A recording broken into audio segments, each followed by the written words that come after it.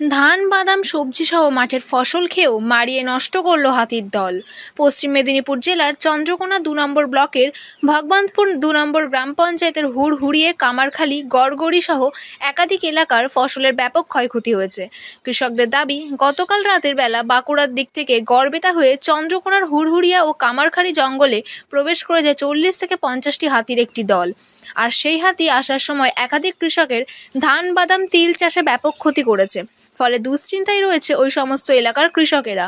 কৃষকদের দাবি, হাতির পাল তাদের এলাকার জঙ্গলেই রয়েছে। বিকেলের দিকে আবার হাতি মাঠে নেমে আবার ক্ষতি করবে। এলাকার কৃষকেরা চাইছে হাতিকে বন দপ্তর অন্যত্র নিয়ে যাক।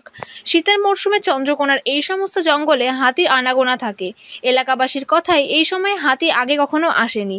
রাতে হঠাৎ এলাকায় হাতির পাল ঢুকে পড়ায় হুলুস্থুলুল পড়ে যায় গ্রামের এলাকায়। এ সময় গ্রামে গ্রামে গাজন চলছে। গ্রামের রাতে মানুষের যাতায়াত এখন জঙ্গল লাগোয়া রাস্তা দিয়েই, যার জেরে যে কোনো সময় প্রাণহানির মতো ঘটনা ঘটতে পারে। বন দপ্তর দ্রুত হাতির পালকে অন্যত্র সরানোর ব্যবস্থা করুক। যে এলাকা দিয়ে হাতির পাল গিয়েছে সেই সমস্ত এলাকার ফসল মারিয়ে নষ্ট করেছে। সকালে হাতির তাণ্ডবে ক্ষতিগ্রস্ত এলাকা ঘুরে দেখেন ভগবানপুর ২ নম্বর গ্রাম পঞ্চায়েতের উপপ্রধান মনাজুর মোল্লা। চাষের ক্ষয়ক্ষতির বিষয়টি তিনি স্বীকার করেন এবং বন দপ্তরে লিখিত আবেদন করে কৃষকদের ক্ষতিপূরণের ব্যবস্থা করবেন বলে কৃষকদের আশ্বস্ত করেন।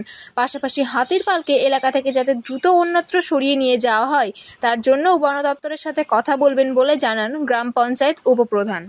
আমার ক্ষতি হয়েছে, আমার 10 কাটা বাদাম, আমার কিছু নাই, মানে কালকে পাইছি এবারে কি করেছে 50-60টা হাতি হঠাৎ ওই আমবাগান থেকে সোজা এসে আমার কাঁথা বিলটাই মেরে দিয়েছে। বাদাম ছিল তাই মেরে দিয়েছে মানে প্রচুর মেরে দিয়েছে, কিছু নাই আমার। মানে ওইটা আমার ক্ষতিপূরণ দিতে হবে কি বলে সরকারকে। বন দপ্তরে কেউ ছিল কালকে? না, কালকে কেউ আসেনি।